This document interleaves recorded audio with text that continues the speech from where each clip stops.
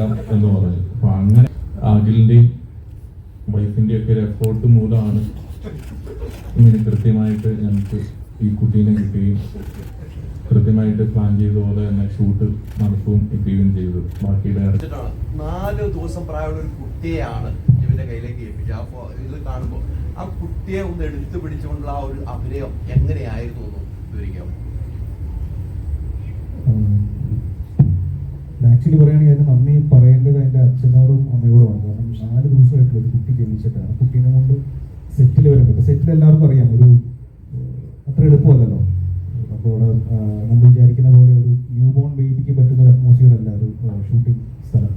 പക്ഷെ അതിന് ബില്ലിങ്ങായിട്ട് അച്ഛനും അമ്മയും അതിന് നിൽക്കുകയും അമ്മക്ക് ഒരുപാട് കഷ്ടപ്പെടുന്ന ഞാൻ കണ്ടിട്ടുള്ളതാണ്. ഈ കൊച്ചിന് ഫുൾ ടൈം കരച്ചിലായിരിക്കും, അല്ലെങ്കിൽ കൊച്ചിനെ ഫീൽ ചെയ്യണം, അല്ലെങ്കിൽ കൊച്ചിനെ ഉറങ്ങണം. 4 ദിവസമല്ലേ ആയുള്ളൂ. അപ്പം നമുക്ക് എല്ലാവരും ഡിസ്റ്റർബാണ്. കാരണം കൊച്ചിനൊന്നും സംഭവിക്കരുതേ. കാരണം പല അസുഖങ്ങളും വരാൻ സാധ്യതയുള്ളതാണ് ആ ഇനീഷ്യൽ കുറച്ച് ദിവസങ്ങൾ അല്ലെങ്കിൽ ആഴ്ചകൾ എന്ന് പറയുന്നത്. പക്ഷേ ഈ സബ്ജക്റ്റ് നടക്കണമെന്ന് എനിക്ക് തോന്നുന്നു അഖിലിന് ഭയങ്കരമായിട്ട് ആഗ്രഹം ഉണ്ടായിരുന്നു. അഖിൽ അതിനു വേണ്ടി ഫുൾ സപ്പോർട്ട് ചെയ്ത് അതിൻ്റെ കൂടെ നമുക്ക് എല്ലാവർക്കും ടെൻഷനാണ്. കാരണം എന്തെങ്കിലും ഈ കുട്ടിക്ക് സംഭവിച്ചാൽ അത് നമുക്ക് ഭയങ്കര വിഷമം ഉണ്ടാകുന്ന ഒരു കാര്യമാണ്. പക്ഷെ ഭാഗ്യത്തിന് അങ്ങനെ പ്രശ്നങ്ങളൊന്നും ഉണ്ടായിരുന്നില്ല. എനിക്ക് ഭയങ്കര ടെൻഷനുള്ള കാര്യമാണ് ജനിച്ച കുട്ടികൾ എടുക്കുക എന്ന് പറഞ്ഞാൽ ഭയങ്കര പാടാണ്. പക്ഷെ അത് മാത്രമല്ല, അത് കൊച്ചിനെ കൊണ്ട് നമ്മൾ ഓടണം, വണ്ടി കയറണം, ഇറങ്ങണം, ഇങ്ങനെ കുറേ പരിപാടികളുണ്ട് പടത്തിൻ്റെ അകത്ത്. പക്ഷെ വേറെ പ്രശ്നങ്ങളൊന്നും ഇല്ലാതെ നമുക്ക് ഷൂട്ടിംഗ് തീർക്കാൻ സാധിച്ചു. അപ്പോൾ അച്ഛനോടും ആ കുട്ടിയുടെ അച്ഛനോടും അമ്മയോടും നന്ദി പറയുന്നു. നമുക്ക് ആ സിനിമ കാണുമ്പോൾ മനസ്സിലാവും അങ്ങനെ ഒരു തീരുമാനം ഭയങ്കര വലിയ തീരുമാനമാണ്. ഇപ്പം ഞാനാണെങ്കിൽ ഞാൻ അങ്ങനെ തീരുമാനം എടുക്കില്ല, എനിക്ക് ഭയങ്കര പേടിയുള്ള ആളാണ്. പക്ഷെ അവരത് ഈ സിനിമയുടെയും ഈ സ്ക്രിപ്റ്റിൻ്റെയും ഈ സിനിമ നടക്കണമെന്ന ആഗ്രഹത്തോടു കൂടി തന്നെ കൂടെ നിന്നു എന്ന് പറയുന്നത് ഭയങ്കര അപ്രീഷിയേറ്റ് ചെയ്യേണ്ട ഒരു കാര്യമാണ്. ഈ കഥ കേട്ടപ്പോൾ ഇങ്ങനെ ഒരു കുട്ടിയാണല്ലോ മെയിൻ ആയിട്ടുള്ളത്. ഇത്തരം ഒരു കുട്ടിയെ എവിടെ നിന്ന് കിട്ടുമെന്ന് ചിന്തിച്ചിട്ടുണ്ട് ഞാൻ ചോദിച്ചു. അപ്പോൾ അവർ അത് ഓൾറെഡി അവർ എനിക്ക് തോന്നുന്നു അവരായിട്ട് സംസാരിച്ച് അതെല്ലാം ഓക്കെ ചെയ്താണെന്നാണ് എൻ്റെ വിശ്വാസം. അങ്ങനെയായിരുന്നു.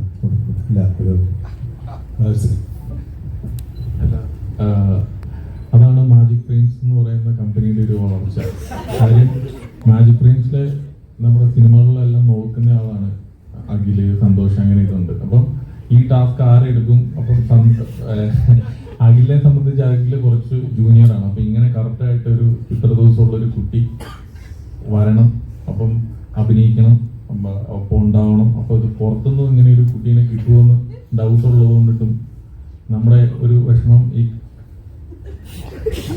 സ്ക്രിപ്റ്റ് ഇത് പറഞ്ഞു കഴിഞ്ഞപ്പം അഖില് പറഞ്ഞു, സാറേ ശമ്പളം കൂട്ടി തന്നാൽ മതി, ഞാൻ ആ ടാസ്ക് ഏറ്റെടുക്കാം എന്ന് പറഞ്ഞു. അപ്പൊ അങ്ങനെ അഖില് അപ്പോൾ ആ ടാസ്ക് ഏറ്റെടുക്കുകയും നിവിനോട് കൃത്യമായിട്ട് പറഞ്ഞു, കൊച്ച് ഇന്ന ദിവസത്തെ ഏകദേശം ഇതാവും, അപ്പോൾ നിവിനത് കറക്റ്റായിട്ട് ഡേറ്റ് തരണം, പണി തരരുത്, ഇതെല്ലാം.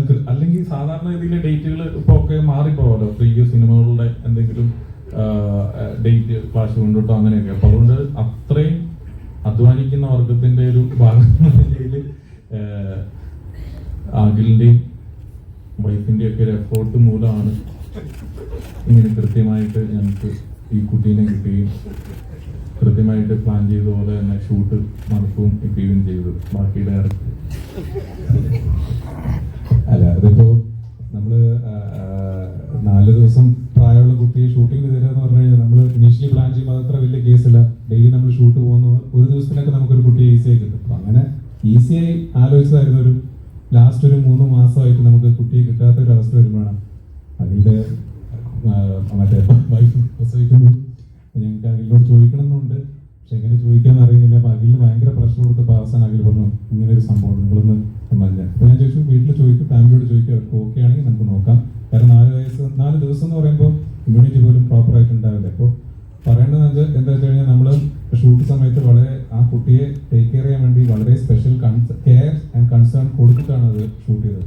അതിൻ്റെ സേഫ്റ്റി നോക്കുന്നതും നമ്മൾ ട്രിവാൻഡ്രം ഏപ്രിൽ മെയ് എന്ന് പറയുന്നത് ഭയങ്കര വെയിലുള്ള സമയമാണ്. അപ്പോൾ വളരെ മിനിമലായിട്ട് നമ്മൾ എക്സ്പോസ് ചെയ്യുക. നമ്മൾ അഥവാ ഭയങ്കര സിൻസ് ഈ സിനിമ റോ ആയിട്ടൊരു സ്പേസിൽ ഷൂട്ട് ചെയ്യുന്നതുകൊണ്ട് കുട്ടിക്ക് അതുകൊണ്ട് പ്രശ്നം ഉണ്ടായത് പറയുന്നത് ഒരുപാട് സ്പേസുകൾ നമ്മൾ സെറ്റ് ചെയ്യേണ്ടി വന്നു. സെറ്റ് ചെയ്ത് അതിനെ സാനിറ്റൈസ് ചെയ്ത് അങ്ങനെയായിരുന്നു കുട്ടി വെച്ച് ഷൂട്ട് ചെയ്തു. സോ അതിന്റെ എല്ലാ പ്രിക്കോഷണറി മെഷേഴ്സും നമ്മൾ മാക്സിമം ശ്രമിച്ചിട്ടുണ്ട്. എന്നാലും big thanks to Akhil and his family. കാരണം ഞാൻ പോലും ചിലപ്പോൾ എൻ്റെ സിനിമയ്ക്ക് എൻ്റെ കൊച്ചിനെ കൊടുക്കുന്നതല്ല. Thanks to him. അയാളുടെ പാഷനാണ്, അയാളുടെ ഫാമിലി അത് അംഗീകരിച്ചത് വലിയൊരു കാര്യമാണ്. അല്ലെങ്കിൽ ഈ സിനിമ ഇന്നില്ല മൂവ് ചെയ്തത്. ശമ്പളം കൂട്ടി കൊടുത്തായിരുന്നു. ശമ്പളം കൂട്ടി കൊടുത്തായിരുന്നു. അവനതിലും ബെനിഫിറ്റ് കിട്ടിയിട്ടുണ്ട്. ഭായ് സർവം വിജയം ആശംസകൾ. Baby girl thank you. ഡൽഹിയിൽ വെച്ചാണ് നമ്മൾ തിരുവനന്തപുരത്ത് കണ്ടുമുട്ടിയത്. പട്ടം, പേട്ട, വെള്ളയമ്പലം, പേരുക്കട, ഈ എങ്ങനെയാണ് തിരുവനന്തപുരത്തിന്റെ എക്സ്പീരിയൻസ് ഈ സിനിമയുടെ ഷൂട്ടിംഗ് സമയത്ത്? ലൊക്കേഷൻ തിരുവനന്തപുരമല്ലായിരുന്നോ? തിരുവനന്തപുരം എക്സ്പീരിയൻസാ. തിരുവനന്തപുരം നമുക്ക് ഭയങ്കര ഫേവറേറ്റ് ആയിട്ടുള്ള സ്ഥലമാണല്ലോ. വീഡിയോ ഷൂട്ട് ചെയ്തിട്ടുണ്ട്, ബേബികൾ രണ്ടാമത് ഷൂട്ട് ചെയ്തു. അവിടെ ഒരുപാട് സുഹൃത്തുക്കളുണ്ട്. അപ്പോൾ സുഹൃത്തുക്കളൊക്കെ കാണാൻ സാധിച്ചു.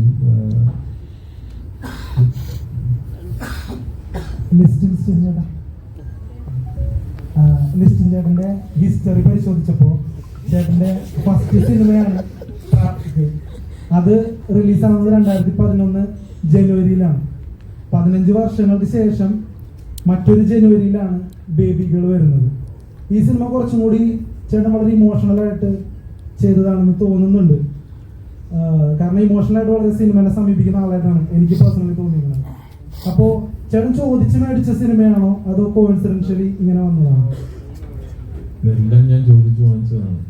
കാരണം എന്താണെന്ന് വെച്ചാൽ സഞ്ജയ്, ഞാൻ എൻ്റെ ഓരോ സിനിമകളിലും ഉള്ള പേരാണ് ബോബി സഞ്ജയ്. കാരണം എനിക്കൊരു തുടക്കം തന്ന ഒരാൾ.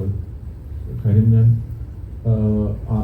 അദ്ദേഹം അല്ലെങ്കിൽ അവർ സ്ക്രിപ്റ്റ് റൈറ്ററായിട്ടാണ് വന്നതെങ്കിൽ പോലും മിക്ക സിനിമകളും ഞങ്ങൾ ഡിസ്കസ് ചെയ്യാറുണ്ട്. അപ്പോൾ നമ്മുടെ ഒരു കൂട്ടായ്മ വേണം എന്ന് പറഞ്ഞുകൊണ്ടിട്ടാണ് ഈ സിനിമ സംഭവിച്ചത്.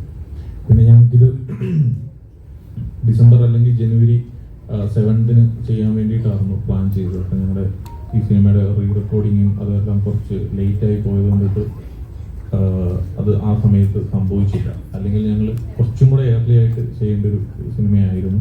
പക്ഷെ ഇത്ര വർഷം കഴിഞ്ഞിട്ട് ജനുവരിയിൽ തന്നെ ഈ സിനിമ ചെയ്യാൻ പറ്റിയതും ഞങ്ങളുടെ ഒരു വലിയൊരു സന്തോഷമാണ്.